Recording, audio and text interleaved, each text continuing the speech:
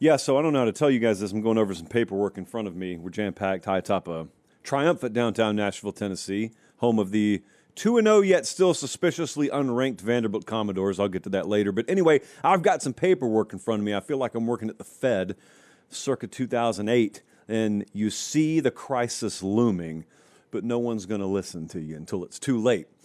I hope it's not too late around here to let you know that this conference championship race, depending on what conference you're in, this playoff race, it's still a long way away. We're not doing playoff segments around here. It's September. Give me a break. However, it's going to be utter carnage. And I want you to know it's going to happen. I want you to know it's coming now, immunity. I don't want you to be taken by surprise. Some things took you by surprise this weekend that candidly, triple paper stack we tried to warn you about last week.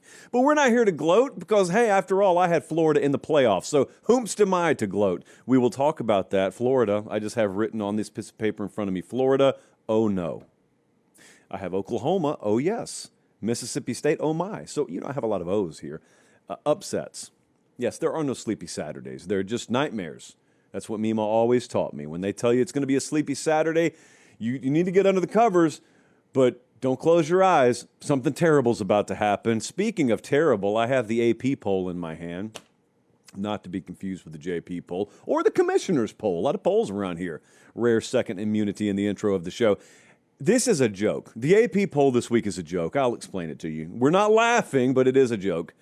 Jam-packed show as always. They're watching us in Helena, Alabama, not to be confused with Helena. They're watching us in Sioux Falls, South Dakota, West Palm Beach, Florida, German Village, Ohio. We did it yesterday. Those of you who follow on Instagram and watched the Instagram story light up yesterday, you saw us yesterday morning up in Ames, Iowa, on the sidelines there, experiencing Iowa's offense in all of its glory.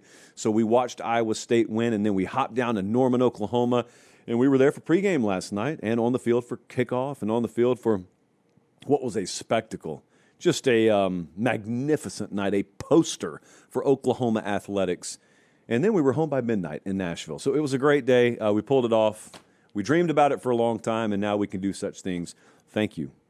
I know I joke around a lot, but seriously, thank you for letting us be able to do that. Speaking of Oklahoma and Michigan, where better to start? Where better to start? Oklahoma 24, Michigan 13. This right here was what the Tennessee game was supposed to be last year. Because I was there last year for the Tennessee game. Remember, that was Josh Heupel coming back home.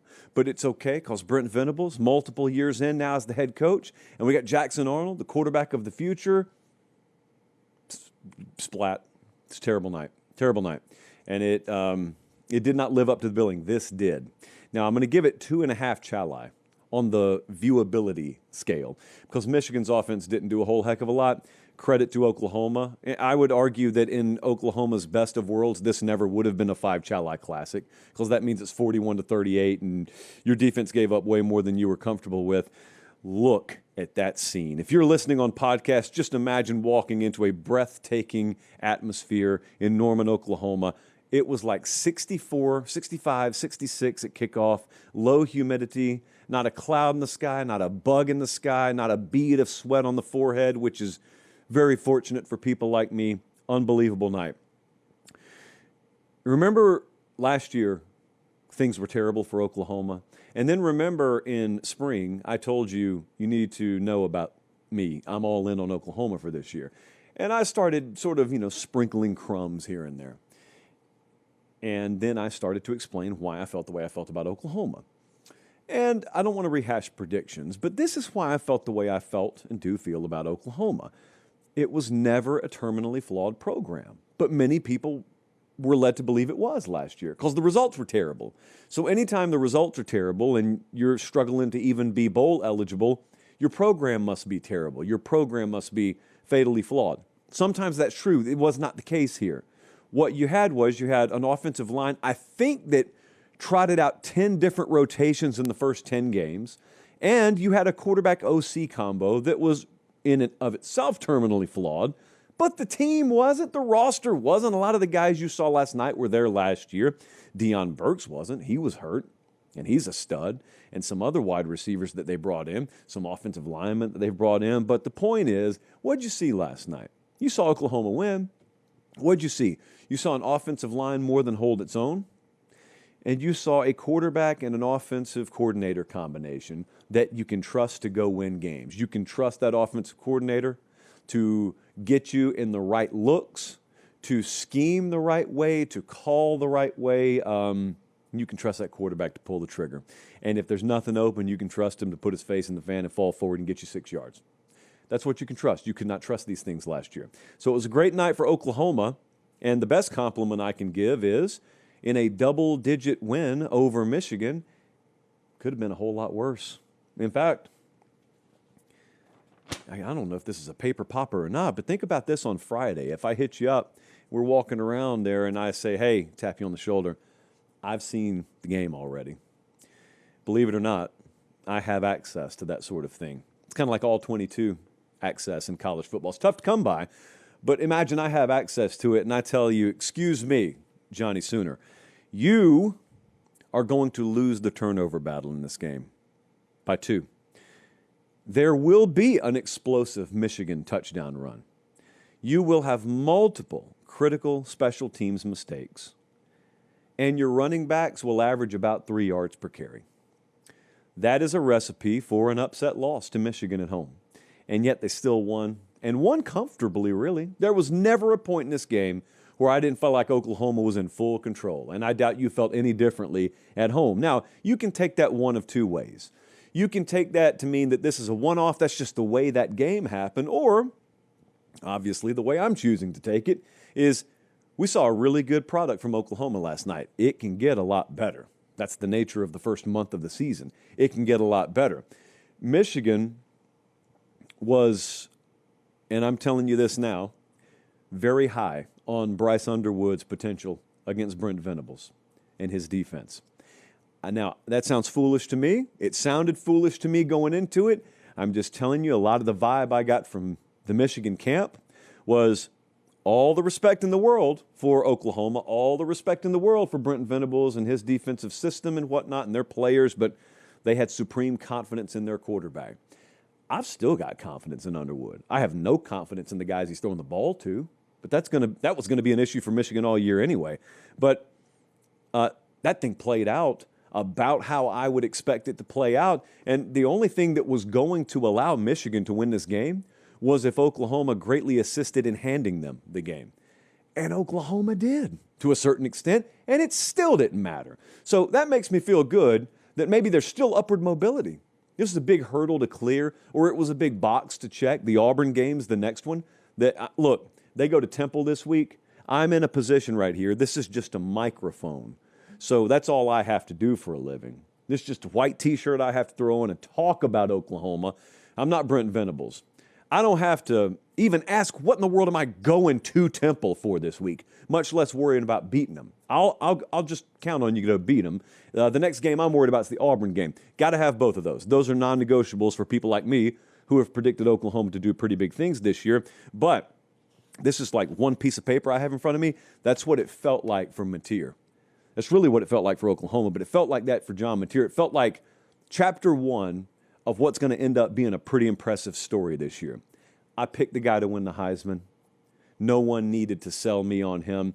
I felt like he needed to sell himself to America, maybe. Maybe that's what started to happen last night. Truthfully, most of you didn't watch him at Washington State. Most of you didn't watch him against Illinois in week 1. I don't fault you for that. However, I think a lot of you watched him last night. And I think a lot of you saw maybe some wow moments, inconsistent here and there, but some wow moments that made you go, I don't think most quarterbacks are making that throw. I don't think most quarterbacks are escaping like that. I don't think most quarterbacks are running the ball like that, which brings me to the biggest point of criticism that I've seen, maybe from some Oklahoma fans, but maybe from some detractors that are looking to poke holes in this. Tell me if you've heard this quote today. He ran the ball too much, man. They can't lean on him. 19 carries. Not all of them were designed, obviously. 19 carries for 74 yards. Yeah, that looks good in a big game, but he's going to get beat up. Even as stocky as he is, he's going to get beat up. Well, I can't guarantee you're wrong. I don't think you can guarantee he's going to carry it 19 times a game or even half that much. I doubt John Mateer hits 12 or 13 carries this Saturday against Temple. I doubt it. Have not talked to Ben Arbuckle, but I doubt it. But here's the follow-up question. How else would you like your players to play in big games? That's part of his package as a quarterback. That's part of who he is. We knew that, or at least if you looked at him at all at Washington State, that was part of what excited people like me from him coming from Washington State. And look, yeah, against Illinois State or maybe against Temple this weekend, no, you're not going to have him put his body on the line like that. But in big games, that's what football players do. That's his profile as a player. He's not a statue. He's not a pure pocket passer. He's a really good college quarterback, though. Now, I will tell you this. I stood on the field and watched him. It's the first time I've seen him throw in person. I have laughed off people who criticize his release point. It's really low. And so some people criticize that, and it was mainly throwing motion that they were criticizing. He's got no throwing motion problem. That release being where it is, you got to be careful. Because I could easily see, I'm on field level, and you really got to be on field level to fully appreciate, first off, how big linemen are and how high their arms are in the air once they're fully extended when they're trying to bat down balls. But even when those linemen's hands aren't in the air, Mateer's release point is such that ball's got to go up a little bit just out of his hand to get over those guys' heads. And you see it from field level, and you're like, oh, man, he fit another one in there. Which is great. He's really good at it because he's been doing it his whole life. It's not like it's not like they worked with him in the bullpen on a new release point before this year. So yeah, he's used to that. That's his muscle memory. Those are his natural instinctive mechanics. I could see a game where batted balls become a random big issue for them on a Saturday, and you never once a ball gets batted, you have no design. There's no telling what's about to happen. That concerns me a little bit, but there's far more that encourages me than concerns me. I feel totally validated on Michigan. Like, I did not think we were controversial on Michigan in our preseason take here. We predicted them to go under 8.5 wins, which may still or may still not happen. I don't know how that's going to pan out. But they're going to be a serious contender. They're just going to be a contender a year from now. I have felt like they're a year away. I was very strong in that conviction in the preseason. Obviously, some Michigan fans, understandably so, they didn't like that because no one wants to give away a season. I'm not saying they'll give away this season. What I have expected is I expect you'll see Bryce Underwood and you'll realize that kid has huge potential. I thought that last night, and his stat line sucked. I thought that last night. I don't know how you watch him, with unbiased glasses. I don't know how you watch him and think anything other than that guy with a legitimate receiving core around him would be lethal. That's at least how I view him. I thought I'd view him that way. I do view him that way. Now, here's what I came away from that game thinking. Michigan will be whatever they are this year. And I'm not writing them off this year, by the way. They're not a national title contender, but I'm not writing them off. I watched them scratch out, I can't remember how many wins last year. They beat Ohio State and Bama, couldn't even throw the ball. So I'm not putting it past Sharon Moore to figure out something. You'll have an improving Bryce Underwood as the season goes on. But they don't scare anyone at pass catcher. They just don't. What can you do about that? Not much this year. What you can do once the season's over is what we've been talking about since July, and that's attack the portal at the receiver position. And I do think they'll have a proof of performance or a product that's proof enough that guys are going to want to come there. What you can't do is you can't be sitting here a year from now with sort of the inverse of the problem that LSU had when they had Jaden Daniels or Miami had when they had Cam Ward. They had star quarterback play and defenses were terrible. Michigan's defense is never going to be terrible. But if Michigan's sitting here a year from now and they've gone to all the trouble to get Bryce Underwood, and they've spent what it takes to get Bryce Underwood, and they don't take the added steps of spending what it takes to get him supporting help, that's a dereliction of duty. I have no doubt they will. I'm just saying that's what I'm thinking about already with them. They're not an easy out. I am not saying, they may win 5 or 6 this year. Michigan's better than that this year, but I think they'll be a lot better next year than they are this year. But to get back to Oklahoma for a second, all right, so you saw them last night. Most of you did. I haven't seen the ratings yet. I assume it's pretty substantial, though. So everyone saw that last night. Well, all of a sudden, there's a lot of Oklahoma momentum amongst the college football public today. John Mateer, Oklahoma, I saw those Heisman odds radically update. Feels nice to be sitting here with that ticket already. Feels nice. I saw the Oklahoma odds change to win the SEC, and a lot more people talking about them. So as the guy who was pumping Oklahoma nationally before most people were, I feel like it's my responsibility to now take this same microphone and tell you, you need to slow down a little bit. We need to be careful a little bit. It was a big game. It is one game. And I had a buddy text me this morning. He said, this right here will be looked at as the moment Oklahoma arrived. And I said, well, it should be, but I don't know that yet. That's up to Oklahoma. Because you can ride a wave, you can get drowned by a wave. So they will define what this moment means. Because we've seen many, many, many instances in the history of college football where we thought we saw a program-defining win, or we thought we saw a coach get his signature win. The dude loses next week. They go on to lose 3 more games that year. And that program-defining win, that career-defining win, it's deemed irrelevant. It's a footnote in history. And why is that? It's not because the game's magnitude changed. It's because your future actions rendered it moot in terms of its significance. So Oklahoma, as we sit here right now, has an opportunity for us to be looking back 3 years from now. Forget 3 months from now, 3 years from now. We could, and I would say should be looking back on the night Michigan came to town in front of the world, national TV. And Oklahoma planted their flag, in this case, in their own building.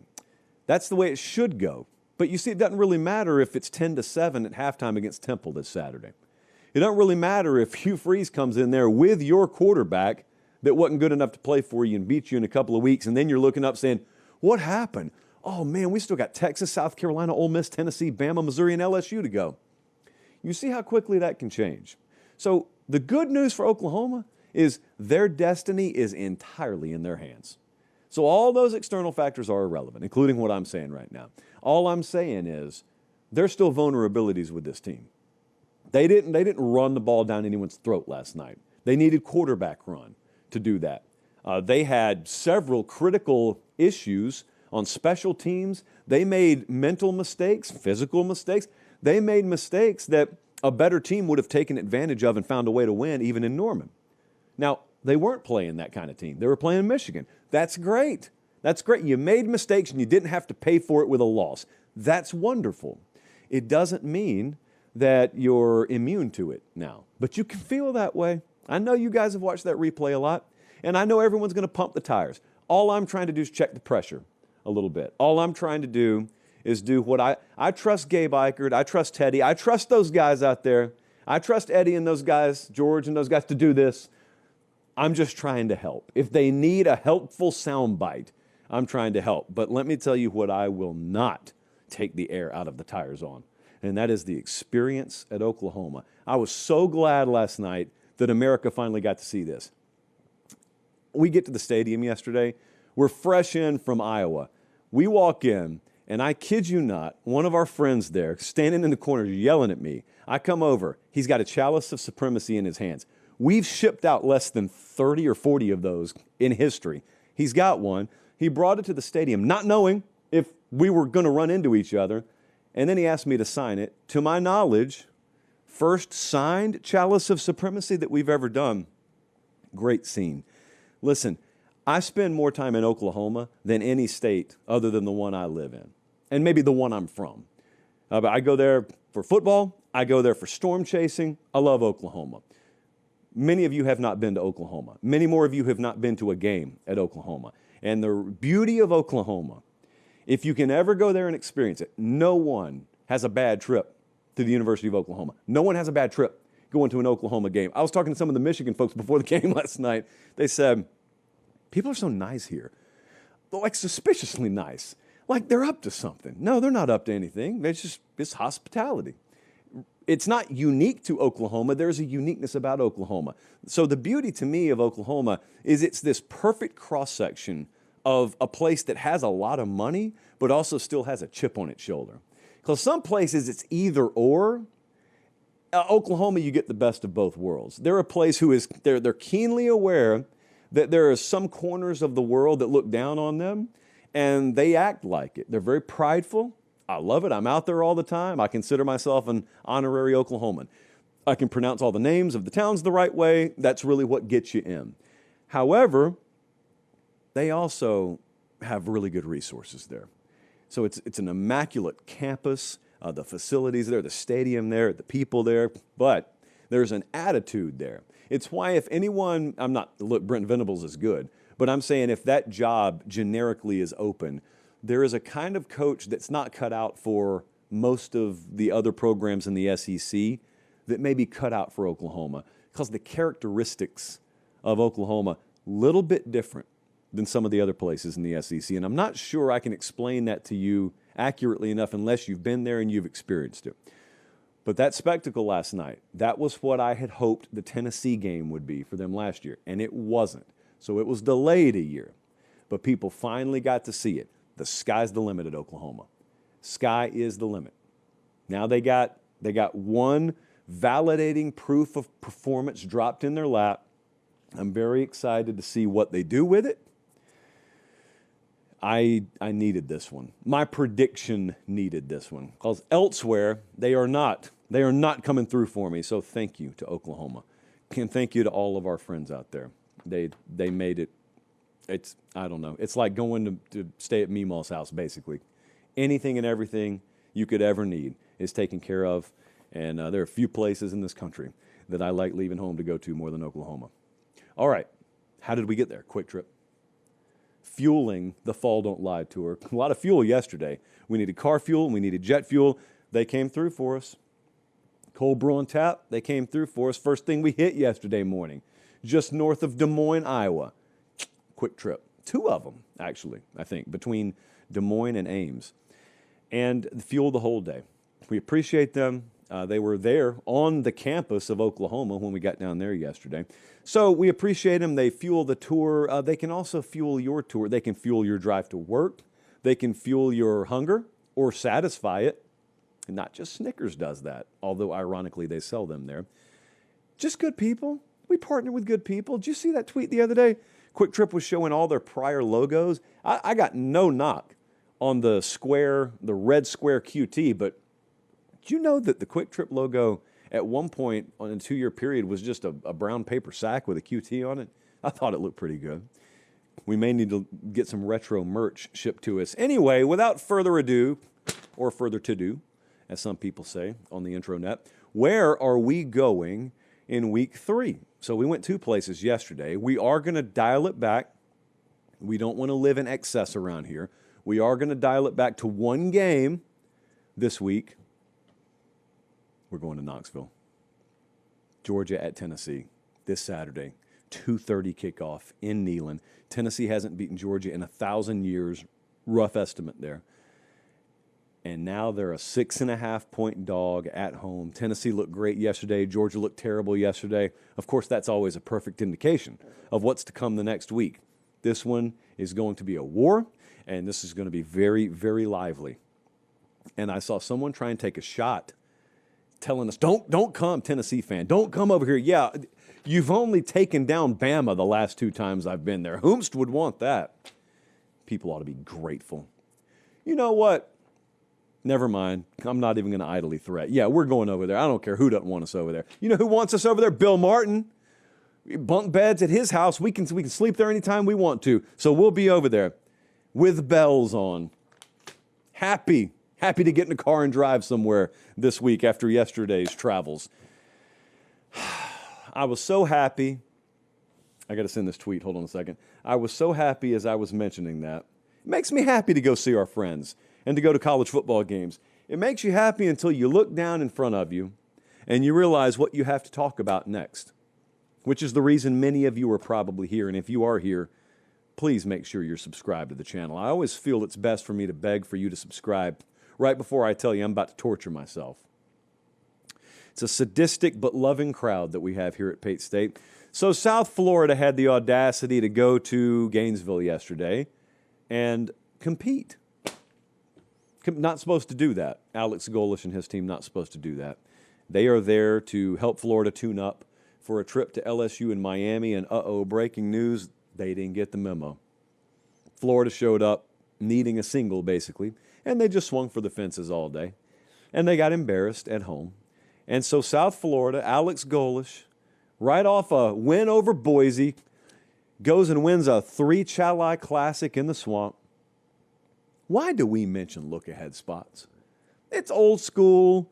You know, it's like batting average in baseball. People have sort of moved past it. Time of possession.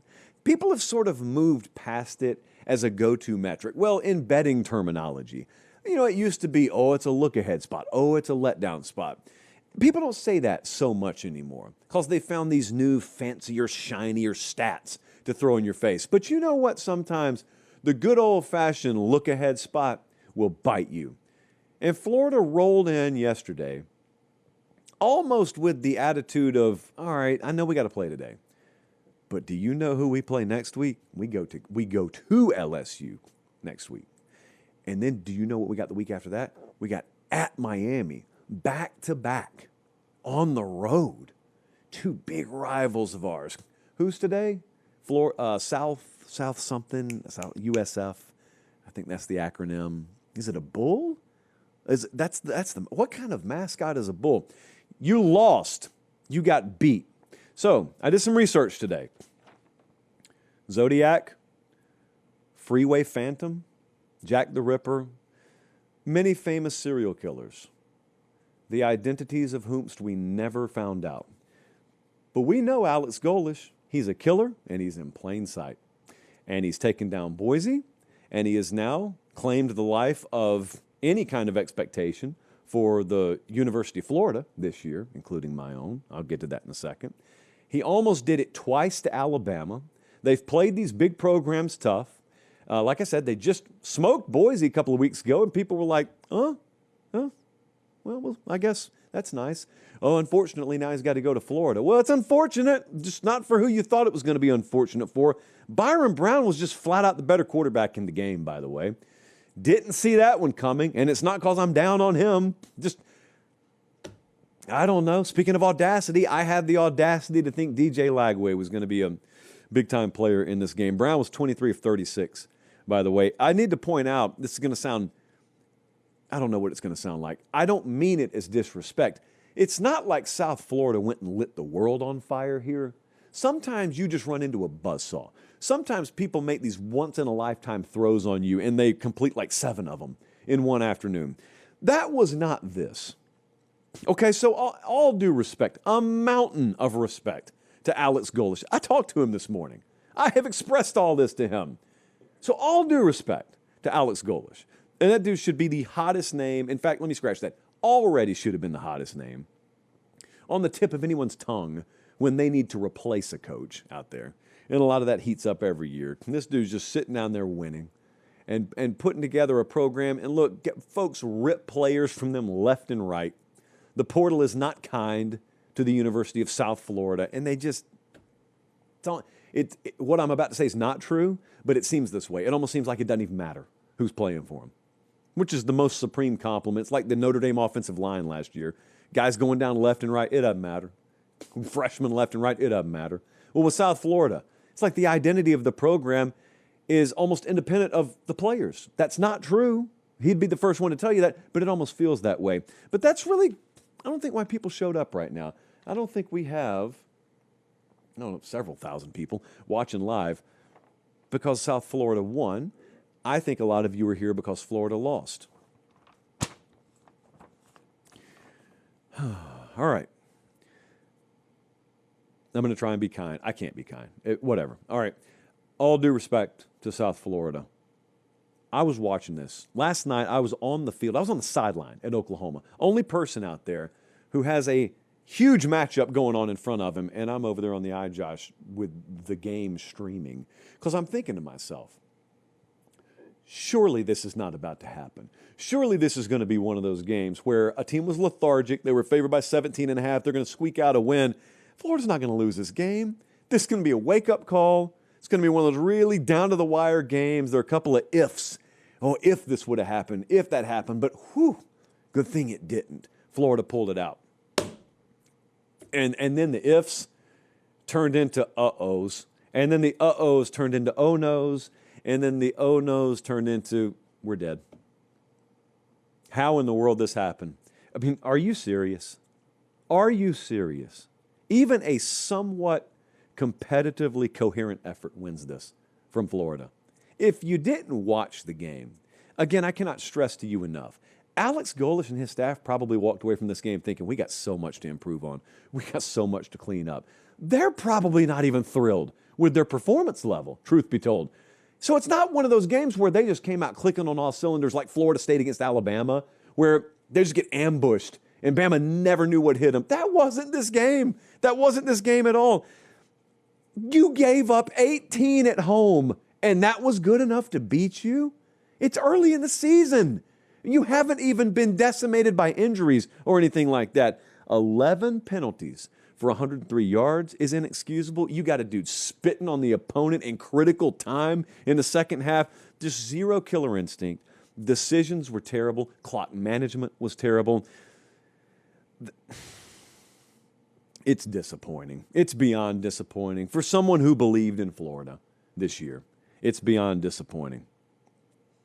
They had less yards against South Florida than Boise did, and Boise lost 34-7. Offensively, I can't speak enough to how pathetic this performance was. They weren't prepared to win the game, is really what it comes down to. Now, sometimes when you say that, you say the coaching staff didn't do all they could to prepare the team to win the game. But that's not always the case. There's actually a worse scenario than that. Sometimes the coaching staff did do all they knew to do to prepare a team to win a game, and it wasn't enough against an inferior opponent talent-wise. And I don't know which spot Florida finds itself in. I'm concerned it's the latter. If it's the former, that's a dereliction of duty, but at least you know you can turn the volume up whenever you need to, and you may go beat LSU this weekend. But if it's the latter, several years in, when you got a figurative stay of execution last year, if you're Billy, and you got another opportunity and you finish strong, and the quarterback you finish strong with is now the one pulling the trigger for you, and this is the best you put on the field, it's not good enough. He knows it's not good enough. Does he have the answers to fix it? Do they have the answers to fix it? I don't know. That's the best I can give you. If you think the answer is no, I can't blame you if you think that way. But, I mean, we're going through this again now with Napier. We will absolutely go through hot seat talk. We'll go through anonymous boosters or maybe on-the-record boosters speaking in definitive terms about how he's done. We're moving on to the next guy. Now, that happened last year. I just don't have any false confidence that because last year corrected itself, this year will correct itself. Because last year, you had a freak occurrence where your starting quarterback went down, and it just so happened you had a lightning rod on the bench. The lightning rod started for you yesterday and was very dull. Not much lightning to be found. And I think part of that can absolutely be attributed to the fact that DJ Lagway hadn't played a whole lot of football. And he missed spring, and he's missed part of fall camp, and he only started the latter portion of last year. He just hadn't played a whole lot. And it reeked of a bunch of guys who are like in the first weeks of fall camp, except we're the second week of the season now. But in terms of cohesion, that's not where Florida is. And that's a possible excuse. But it doesn't explain the decision-making is the problem. Because I don't care how much cohesion you have. There are some decisions that are made that are beyond the pale. There were in this game. And that's what I can't defend. Really, from a coaching perspective, that's what I can't defend. I'm really conflicted on Billy Napier because there's a lot I love about him. I love his mentality. I love his temperament. I fully believe in his personal philosophy on a program and how to build it and how to run it. But the problem there is you can do all of those things right. And all you're doing there is presenting yourself an opportunity to win games because you've done those things the right way. But when you have the opportunity to win the games, you can't fumble things like play calling. You can't fumble clock management. You can't fumble in-game decisions. If you do those things, then you completely negate all the good work you did to present yourself the opportunity to win. That's where the conflict is for me, because I see a lot of the characteristics exhibited down there that I believe in. Because there's a lot that Florida does, that Billy does, that's the same thing that other successful coaches do. The difference is, and maybe this is the disconnect, the best of the best do what it takes to present the opportunities to win games in the fall, then they do what it takes to win the games. They're only fulfilling half of that equation, and that's not good enough. And he's had enough time now. And they've had enough patience. I mean, the University of Florida has not been a consistent winner since the aughts. Is that what they call the 2000 to 2009 period? Since Urban left. That's been it. Dan Mullen was the closest thing. And they fired him because that wasn't good enough. And they haven't been as good as that since then. So there's not enough info yet. I'm not doing the hot seat thing yet. I don't really do that on this show anyway. When a guy gets fired, we'll talk about it. We'll lead the show with it if Billy loses his job. I'm not calling for it. I'm not there yet. For all I know, South Florida's a really good team, and this will be a wake-up call, and Florida will rebound. They go to LSU this week. They go to Miami next week. You know the schedule. The schedule's insane. I don't know how it's going to play out. I don't want to sound stupid like a lot of people did last year when you talk. I heard from people at Florida it was already done and the search was underway.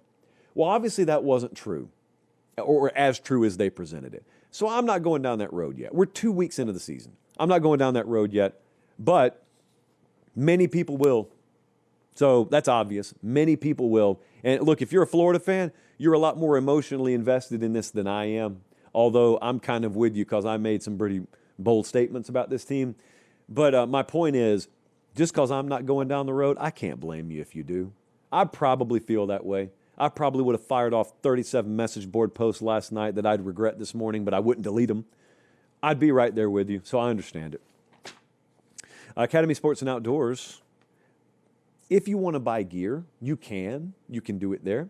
If you want to buy camping equipment, grilling equipment, you can. You can do it there. Big League Chew, always in plentiful supply. At the checkout counter, you can go to academy.com if you can't get there in person. If you've been around here for a long time, you have been familiar with Academy. If you're new around here, all I'm doing, I'm not quite imploring you to do it.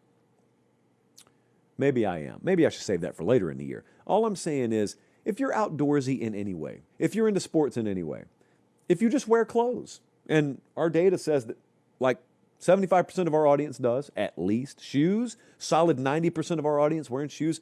Academy's got you covered. And they support the show. They are a longtime partner of ours. They've made this show able to be presented free of charge. So, academy.com if you can't get there in person, Academy if you can.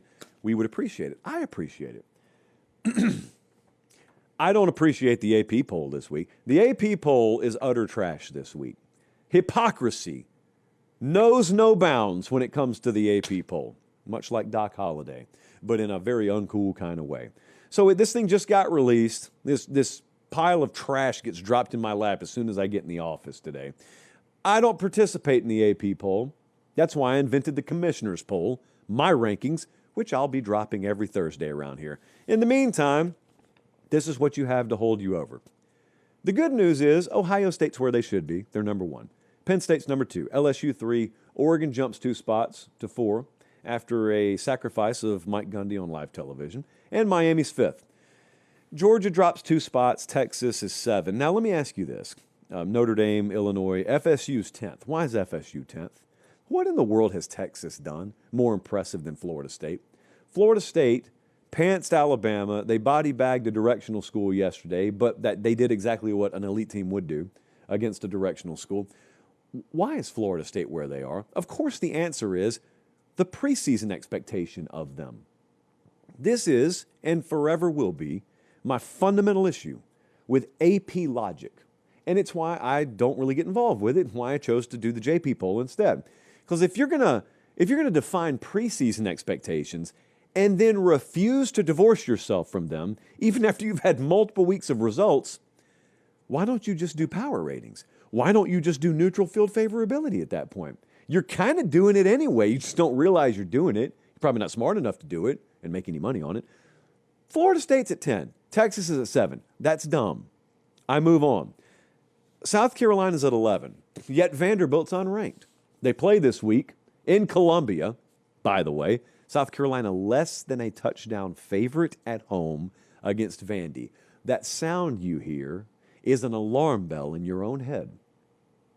Because you know that's not what point spreads in the SEC are supposed to look like. We'll save that for the Tuesday prediction show. But in the meantime, I will ask you again, why is South Carolina sitting at 11 and Vandy is not ranked? You heard me right. Vanderbilt's not ranked. Vandy went to Blacksburg, Virginia yesterday and outgained Virginia Tech by 300 in the second half. That's the same Virginia Tech that South Carolina needed special teams fireworks to beat in a neutral site in week 1. Yet one of them's ranked 11th and the other one's unranked. Why is that? It's because one's Vanderbilt. If I were to dress Vanderbilt's resume up in Alabama clothes, Vanderbilt would be a top 5 team. But they're not because they're Vanderbilt. Because this entire process is corrupt. And as the future commissioner of this sport, I will take over the AP poll when the time comes. But until then, I'm going to call out the corruption. We cannot live in a country like this. Clemson dropped 4 spots to 12th, which is still way too high based on what I've actually seen from Clemson. OU is up 5. They're at 13. Iowa State 14. Tennessee's at 15th. Now, I don't have a problem with Tennessee at 15. They already should have been that high. My question for the esteemed members of the AP voting pool here is, why did Tennessee jump 7 spots yesterday instead of the week before? Tennessee beat ETSU yesterday, and that was enough to vault them 7 spots. You know, I'll tell you what happened. It's the same thing that happened with Utah at number 20, who beat something called Cal Poly and jumped 5 spots. What happened was, finally, these people got called out publicly and shamed publicly and mocked publicly for the ridiculous rankings of teams like Utah at 25 and Tennessee. And so they made up for it a week later, regardless of who they played. I can't help but feel partially responsible, by the way. USF is number 18. Again, they have 2 ranked wins. They're like the only team out there who can say that. They beat Boise emphatically. They just went into Gainesville and beat Florida. Again, if I put Alabama clothes on that resume, they may be number 1. They literally may be the number 1 team in the country if they were to have done that. But since Bama didn't do it, since Penn State didn't do it, since little South Florida, poor Alex Golesh in South Florida, since it's just them, 18. And you know what? It's almost like they said, you'll be 18 and you'll be happy with 18. We don't even have to let you in here. This is like the folks in the gated community that invite you over for the Christmas party and they text you the code. They don't even have to let you in. They're inviting you in. They're allowing you to. It's like the AP folks sent South Florida the gate code and just be happy you're in here. Dumb. Stupidity. Drugs. Bama's 19th. Okay. They're up 2 spots. I don't know that I'd have them ranked yet, but that's okay.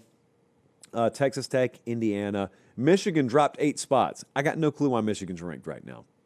Yeah, I do. They were ranked in the preseason, so we can't drop them too far. Now, they played New Mexico, and it was a real bleh effort, and then they got beat by double dig yesterday in Oklahoma. That's it. That's their body of work right now. So they're sitting there ranked, and Vandy's not. They're sitting there ranked, and Georgia Tech's not. They're sitting there ranked, and USC is not. USC's a big brand name. I am puzzled, by the way, by a group of people that normally looks for any excuse to rank USC, and I'm the only one standing up for USC right now. Formerly Pac-12 Pate, formerly Pac-10 Pate, the only one willing to stand on the table for USC. What has happened around here? Missouri's ranked, at least. Auburn finally ranked. So I ask, like, what does a Vanderbilt have to do? Can you imagine? Vandy would have to go and probably compete with or outright beat the Green Bay Packers today, and they'd need to do it in Lambeau if Vandy were to crack the top 10. South Florida probably does that. Best we can do is like 15th. I mean, you are South Florida. Doesn't matter that you just beat an NFL team, because do you know what your preseason ranking was? These people, they never cease to amaze me. They're watching us in Minneapolis, Minnesota, Montego Bay, Jamaica, nice, and Sugar Land, Texas. Oh, is this an upset? This is an upset.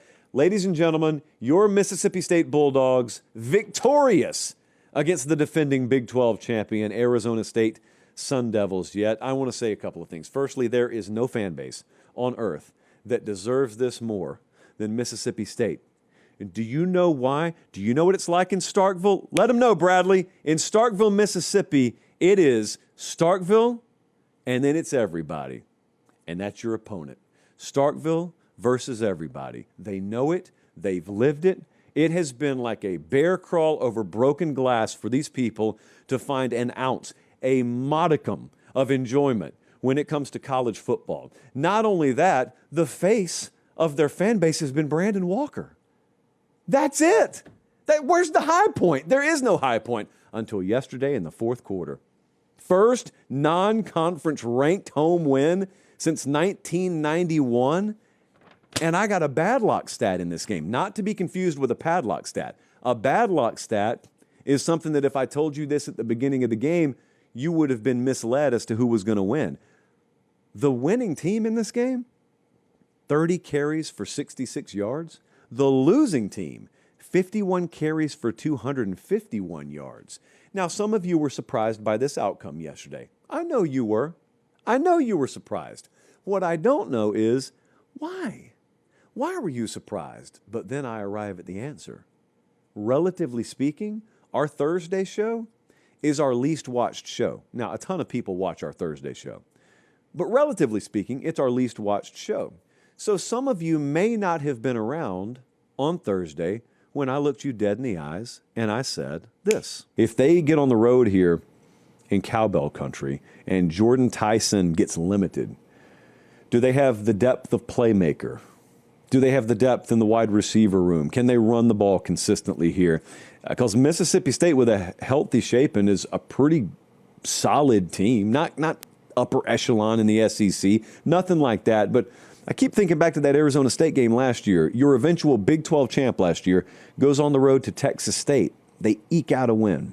And that number was small, too. I think this is going to be a fight. Four-quarter fight. I got it at 8.5 on the upset alert concern meter. It's the kind of game where just not many people are talking about it. But if the upset happens, everyone's looking saying, oh, who saw that coming? Well, why not you? Why wouldn't you know? Why wouldn't this be on your radar? Because you fell for the casuals telling you this is a sleeper week. That's why. Wake up.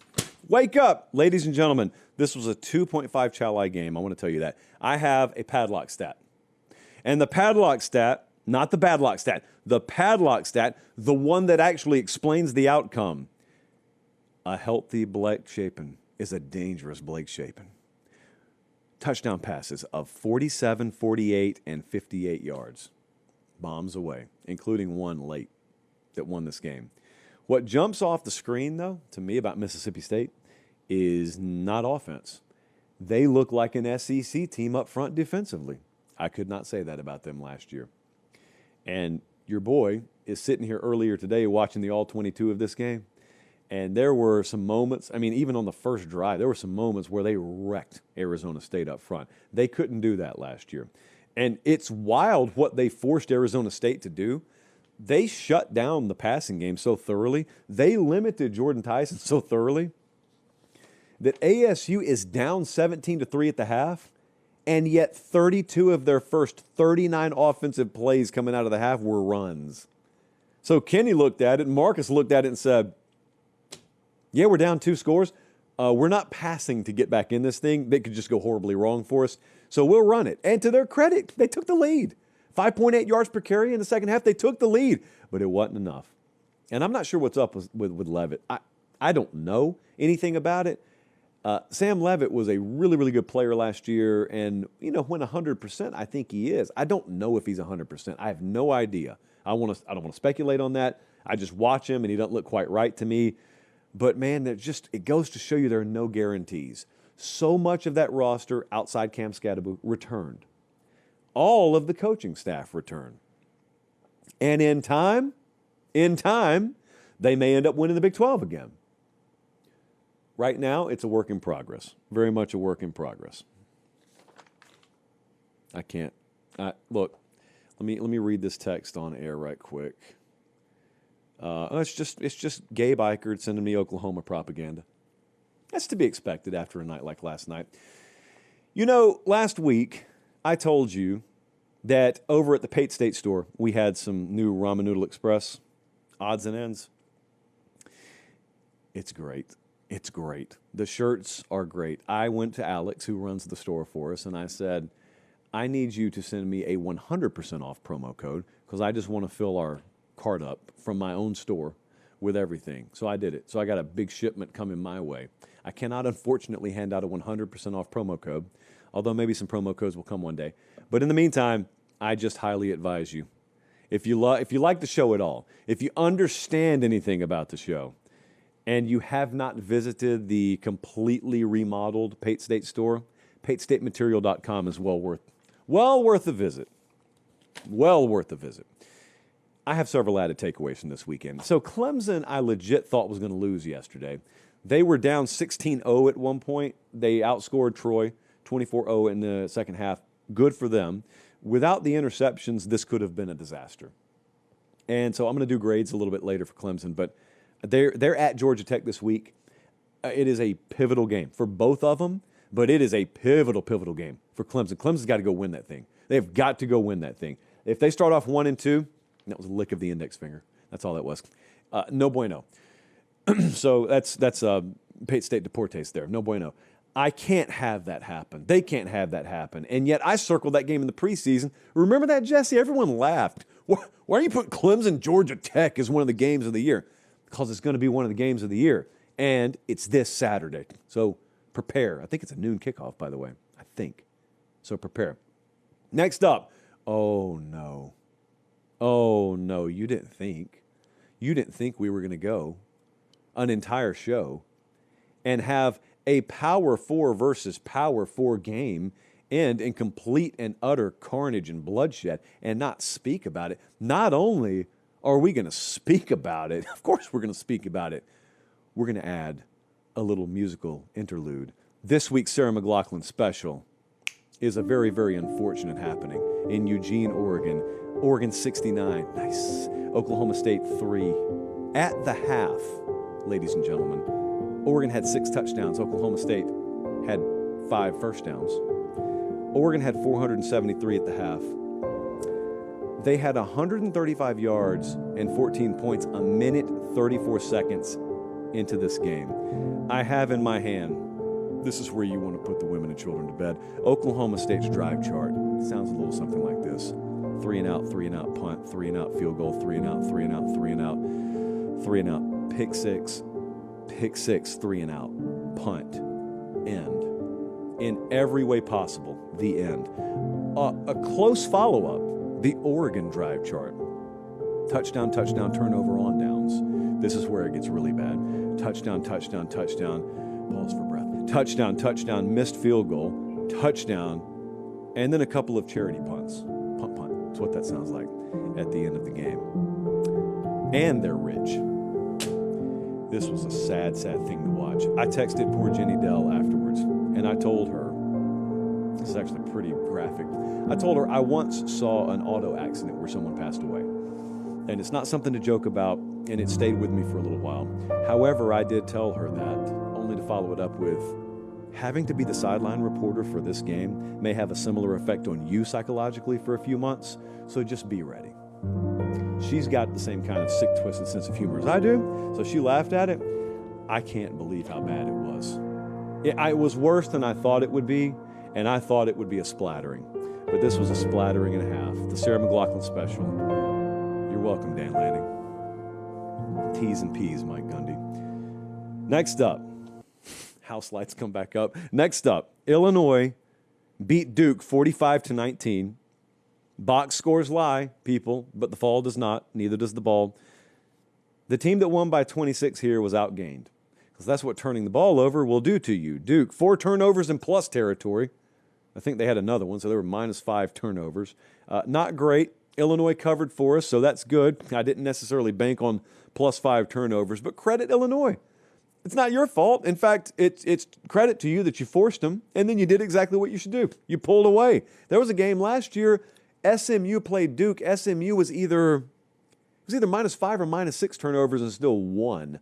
So Duke had this handed to them last year, and they didn't take advantage of it. Illinois did take advantage of it. It's crazy. I just remembered that, by the way.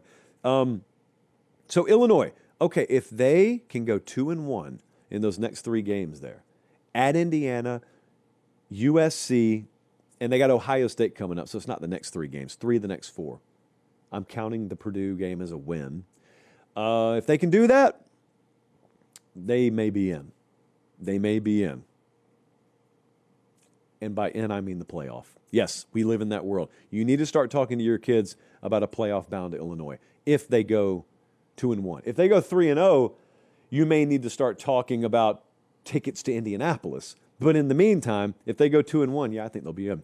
Baylor came back and beat SMU yesterday. 2 overtimes. Classic old school Big 12 vibes here. 48-45. Sawyer Robertson saved the season and dismantled SMU's secondary. They were down 38-24. I thought this was over. And the only thing over was the total. Look, we said SMU's defense was going to regress. The question was how much. Well, early sample size is pretty significantly. I also found myself thinking about Auburn a lot in this game because Baylor looked really good. And maybe it was just the desperation in the air, but Baylor looked really good. And I thought to myself, maybe that Auburn win was even more impressive than you thought it was in week 1. That's why Meemaw said, observe in week 1. Do not conclude in week 1. Several wisdom pieces related to college football from Meemaw. Missouri 42, Kansas 31. Jesse, did you tell me they called this the border showdown on the broadcast? Pathetic. The day you see me, I don't care which company I'm working for, the day you see me calling this game border showdown is the day, I can't say that. That was good. The filter's still working. We were gonna go TVMA for a second. This is a border war. It's a border war. Just like Texas, Oklahoma's the Red River Shootout. Just like Oregon State was the Civil War. It's just like Georgia, Florida's the world's largest outdoor cocktail party. Can you imagine me saying the names of college football rivalry games and no one got hurt? Wow! Pathetic. So in the border war yesterday, Missouri had 341. No, scratch that. They outgained Kansas by 341. They outrushed them 261-31, and Bo Prabula went off, so much so that he even cut himself back on. Back-to-back 300-plus yard games for him, by the way. They're in it. I think Missouri is going to be in this thing. They have got a date with Louisiana coming up, who lost to Rice. So if you lose to food, you get limited respect around here, but then it gets real in a hurry. I got South Carolina. South Carolina's coming off a Vandy game. I got Bama a little bit later, but on the road. Bama is schizophrenic on the road at best. They go to Auburn. They go to Vanderbilt, Texas A&M, Mississippi State, at OU. It's not easy. I'm just saying no one's going unscathed in the SEC. At least I don't think they are. So watch out for Missouri there. Hey, good for Alabama yesterday. I said going into the game, it's UL Monroe. You're favored by 5 touchdowns. No, there's nothing you're going to do Saturday that's going to prove anything to me. There is a way to quiet the noise. Well, I'd say 73 will quiet the noise. And they hung that. Ty Simpson went off. It turns out when Ty Simpson's got some time to throw, he's an okay quarterback. It turns out they've also got 2 more behind him. Keelan Russell got in the game. That's great. Some young receivers got in the game. Ryan Williams didn't play yesterday. That's great. I got to see it on the road against a conference opponent like Georgia. And that's coming up in a few weeks. They got Wisconsin Saturday. They're favored by 3 touchdowns or thereabouts. No questions are answered, but they played with a ton of energy. That's good to see. I don't take it for granted. We've learned that. Never take it for granted. So that's good to see, but it remains to be seen. I think that's a fair stance on Alabama right now. I was at this game. Iowa State 16, Iowa 13. Am I biased in this? Of course I am. I think at one point out in the parking lot tailgating, I had Prez put an Iowa State licking stick tattoo on my cheek. Of course I'm biased. And we won. Why shouldn't I be? The experience was unlike a few years ago. I went to this game back in, I think, 2021. Ashton Kutcher was there. It was 96 degrees at kickoff, and it was the biggest matchup in the history of this rivalry. And Iowa State turned the ball over every way imaginable, and Iowa beat them. So we arrive at yesterday, and I found myself saying the same thing I was saying later that night down in Norman watching Michigan, Oklahoma. There's only one way the road team wins this thing, and it requires the home team assisting them by handing them the game. Oklahoma did a little bit of that. Not enough to hand Michigan the game. Iowa State started to do a little bit of that, but not enough to hand Iowa the game. And that is literally Iowa's game plan. There is not a lick of offensive ingenuity, creativity, explosivity.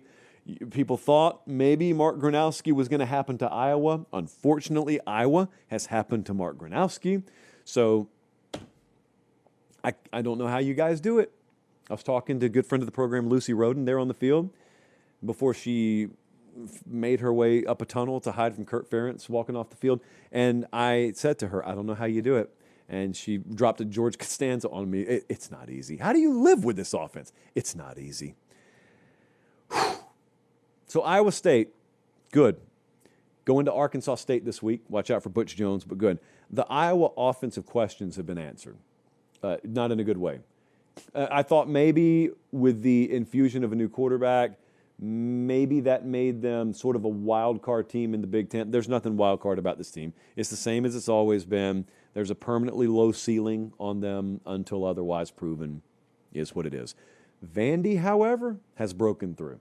I don't know what the ceiling was made of at Vanderbilt, but they've shattered it.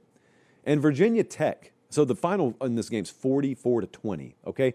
Virginia Tech gets up 10-0 off 2 turnovers. And that was about it. Clark must have given a Russell Crowe gladiator style edict on the sideline because the second half of this game was annihilation. The second half, 34-0 run for Vandy. Virginia Tech put up 21 total yards in the second half. Vandy hung 321. I did the math. I had Stats and Info run the numbers, and then I wrote down the math. Vandy outgained Virginia Tech by 300 in the second half in Virginia Tech's building. Assault is what that is. Vandy goes to South Carolina this weekend. Night game. Williams-Brice Stadium. It's not even October yet. I think they've got to win that game for people to take them seriously. I think that's what it's going to take. They're still not ranked. Inexplicably, they will be in the commissioner's poll. Don't tell them that. They'd prefer to stay unranked. But I think they've got to win that game to be taken seriously. That's Bruce Hornsby. That's just the way it is. I want to talk to you for a second about some of these teams that were expected to compete for a national title. I got 2 best bets on the Ramen Noodle Express I'm going to add in a second, by the way. But I want to talk to you about some of these teams. I think a lot of teams that were contenders in the preseason are still contenders. Because I think the national championship picture is going to blow your mind. By the time we get Halloween and beyond, it's just going to be carnage. So there are not many teams that were considered playoff contenders, title contenders that aren't now. Even if you want to rule them out. Most of them still are. But what I wanted to talk about was grading some of them, like Georgia right now. I don't know that I can put a grade on them. The data is incomplete. They, as Meemaw would say, hem-hawed around against a lesser opponent yesterday. I've seen them do that too often to take it all that seriously. They get put in the fire this Saturday. We'll be there in Knoxville when they go play Tennessee. That's an opponent they have owned in recent history. But each year is a new challenge. It's a new team. So data sort of incomplete on Georgia. Texas, though, I can give a grade to them. Still a contender. I'd give Texas a B-. I still don't fully believe in that offense.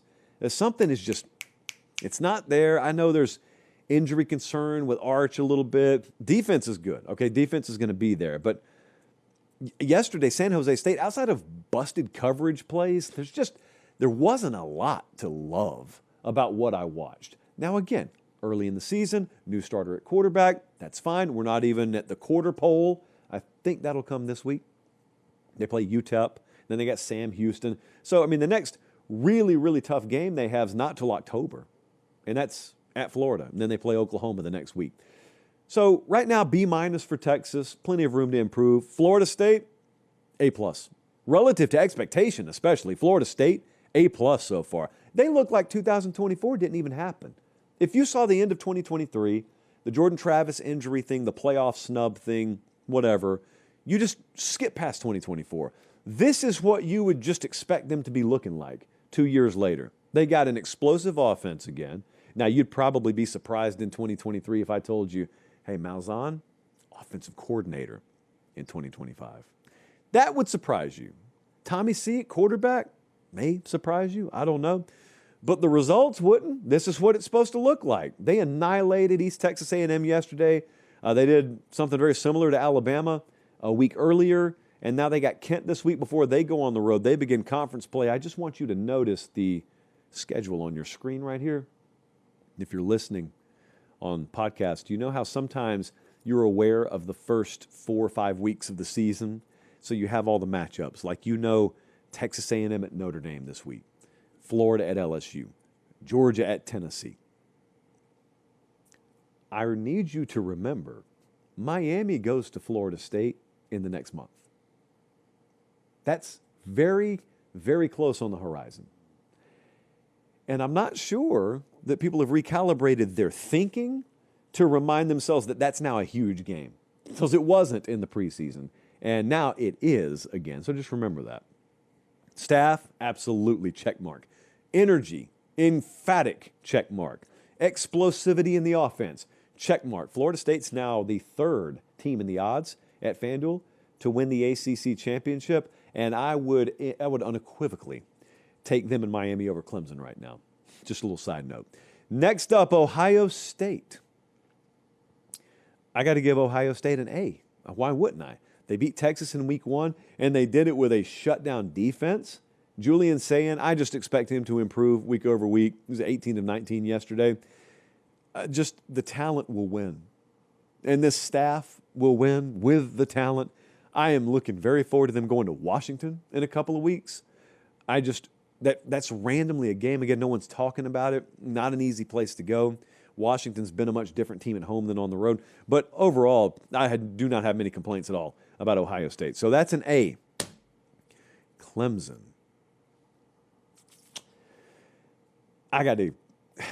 Relative to preseason expectation, Clemson's a C at best for me right now. They got beat by LSU. Frankly, that game could have been a lot worse than it was. Yesterday, they trailed 16-0 to Troy. I was very, very worried they were going to lose the game. So credit to them for coming back and winning the game. But offensively, I just worry that they're so limited. The ground game's not going to be there. They're going to have to ask Klubnik to do too much. I worry that the team's not dynamic enough to fulfill on preseason expectations. They're dynamic enough to win 9 games, but anything more than that, I'm going to have to see a lot more than this. So Clemson's a C for me right now. What about LSU? They played LSU in week 1.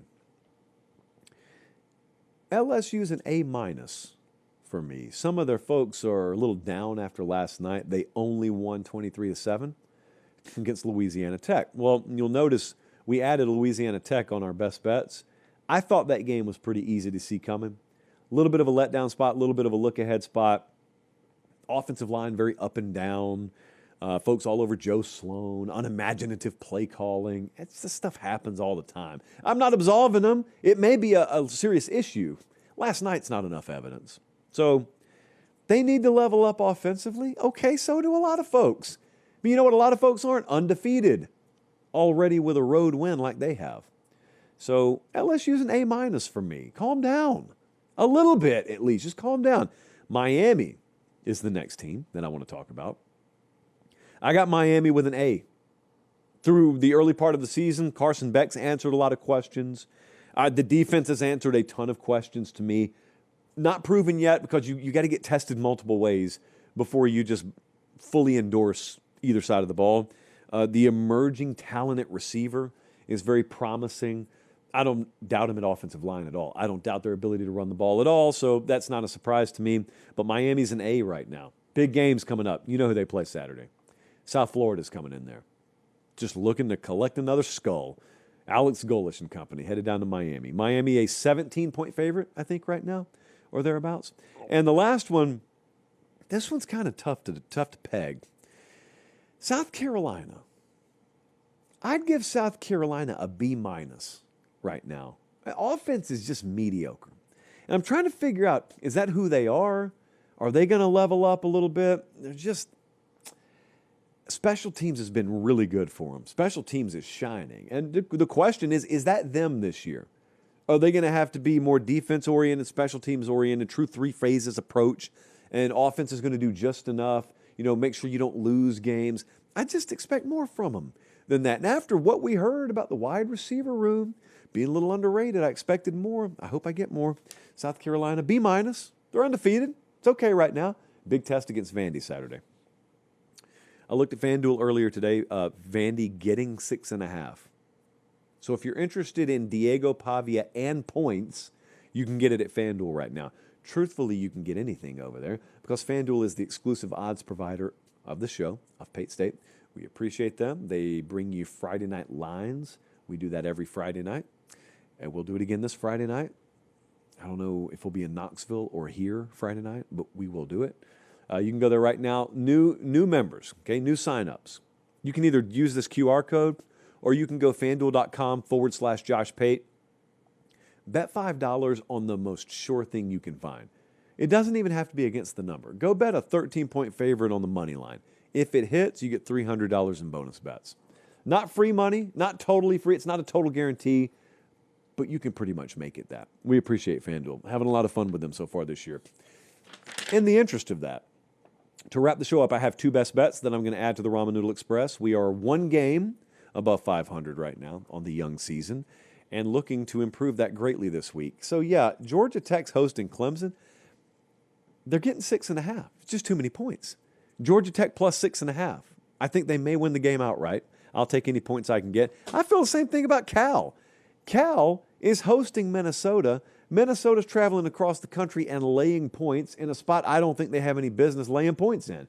I'm going to take Cal plus 2.5. Georgia Tech plus 6.5, Cal plus 2.5. Great start to the week. Appreciate you guys. They said it was a sleepy weekend. It's been anything but that. No one's sleeping on this upcoming week, though. We got big games. We'll break them down Tuesday. We'll have the JP poll Tuesday. We got a lot going on. Make sure you do nothing more than this. Make sure you subscribe to the channel. Thousands of you are every day.